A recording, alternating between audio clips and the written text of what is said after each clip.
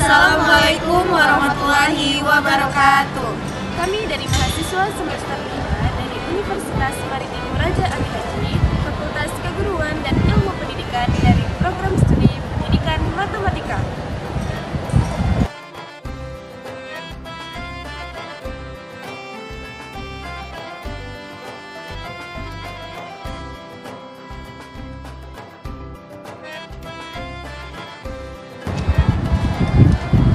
Bunga mawar harum wangi, mekar berseri di atas pasir. Proyek kami sampai di sini, tinggal saksikan dokumenter terakhir.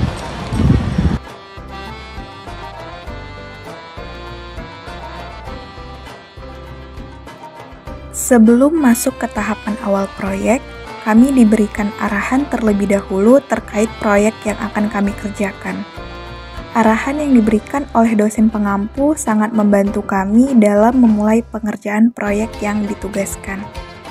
Dia dikasih tugas mengembangkan perangkat pembelajaran sesuai kurikulum kita. Programnya itu menjadi bahan kajian kalian sekarang. Menelaah itu. Ketika tugasnya Anda disuruh menelaah, pertama harus dipastikan apa? Pastikan Anda kompeten untuk melakukan tugas tersebut. Setelah mendapatkan arahan dari dosen pengampu, kami pun memasuki tahapan awal pada pertemuan kelima. Pada tahapan awal terdapat dua kegiatan utama. Yang pertama, membuat time schedule. Yang kedua, mencari sumber kajian di platform Merdeka Mengajar atau disingkat dengan PMM dan juga dari tugas cutting terdahulu. Lalu, kami pahami kajian yang telah kami temukan dan kumpulkan. Setelah itu, kami mempresentasikan bab 1 dan bab 2 yang telah kami susun. Ada tahap penyusunan program belajar. Nah, ini kami ambil di situs Kemendikbud. Ada contohnya.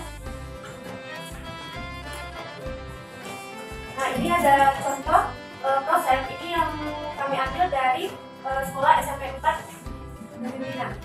Waktu pembelajaran MK Terakhir kemarin. Ada satuan pendidikannya, mata pelajarannya, dan pelajarannya. Pada akhir sesi, kami diberikan masukan dan saran oleh dosen pengampu terkait bab 1 dan bab 2 yang telah kami presentasikan. Desain membangun. Kalau ini ada desain perancangan tugas seperti ini. Seperti apa? Anda mulai dari mana, terus kemana artinya? Desain. Itu yang dibuat di time schedule itu demikian. Ini poin 3 terlalu gemuk. Poin 3 ini terlalu gemuk. Poin 3 itu bisa Anda pecah-pecah. Termen 1 ya Anda ngapain? Termen 2 Anda ngapain? Termen 3 Anda ngapain?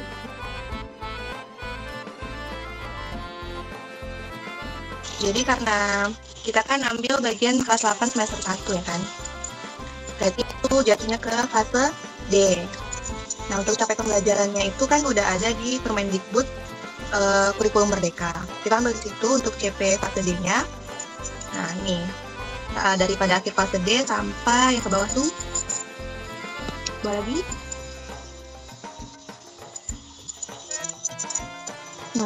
Itu sampai ke atas tadi, atas tabel tadi.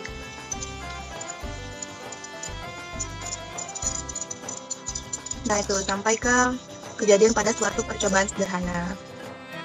Pada pertemuan ke-6 sampai pertemuan ke-9, kegiatan yang kami lakukan yaitu mengembangkan TP berdasarkan CP, menyusun ATP berdasarkan TP, menyusun prota, serta menyusun prosem.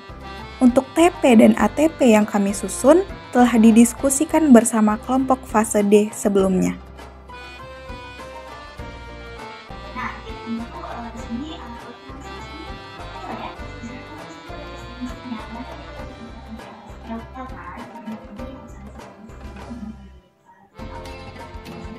Rencananya dicetak itu membuat SMS itu mau untuk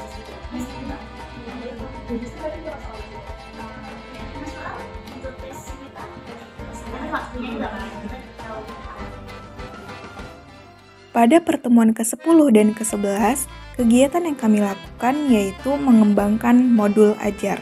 Modul ajar yang kami kembangkan ada dua, yaitu pada materi bilangan berpangkat dan notasi ilmiah, serta teorema Pythagoras. Kami juga mempresentasikan modul ajar yang kedua di depan kelas. Bisa dilakukan tes pada pertemuan keempat karena waktunya itu tidak cukup, jadi dilakukan pada pertemuan kelima, di mana pertemuan kelima itu hanya 2 JP, yaitu 80 menit di situ. Nah, di situ dilakukan ada 2 kegiatan, yaitu kuis untuk kelompok dan tes materi.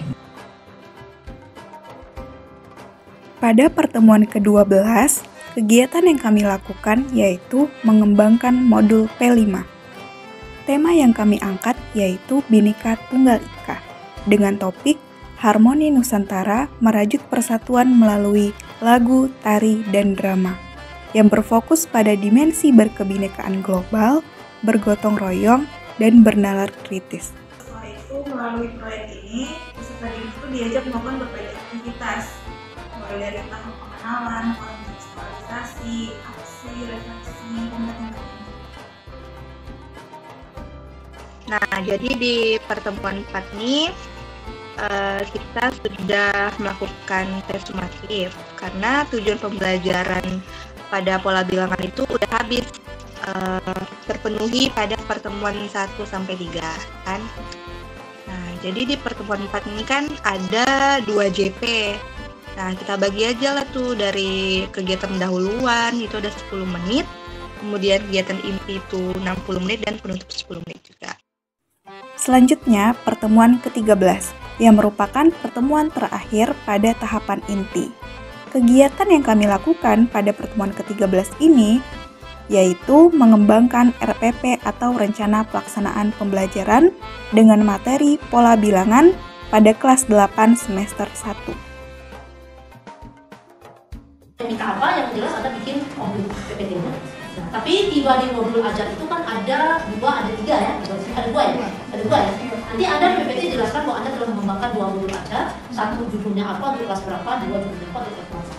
Sebelum memasuki tahapan akhir, dosen pengampu memberikan arahan terkait kegiatan presentasi hasil yang akan dilaksanakan pada pertemuan ke-14 dan ke-15. Pada pertemuan ke-14 dan ke-15, kami mempresentasikan hasil produk pengembangan perangkat ajar kurikulum merdeka. Pada presentasi hasil produk, setiap kelompok mempresentasikan hasil produk dari salah satu termin. Kelompok kami mendapatkan bagian modul ajar pada termin 3.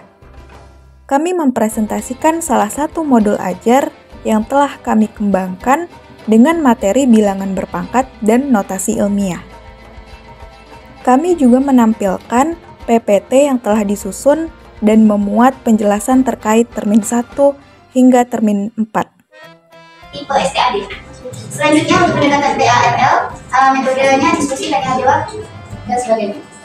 Adapun untuk kompetensi inti, komponen inti itu ada 4 DP di fase ini untuk setengah dia, yaitu membaca, menulis, dan membandingkan bilangan bulat, akar, dan notasi ilmiah, serta menyelesaikan permasalahan yang berkaitan dengan bilangan akar, berpangkat, dan notasi ilmiah. Itu dia video dokumenter dari kelompok 5. Sekian, wassalamualaikum warahmatullahi wabarakatuh.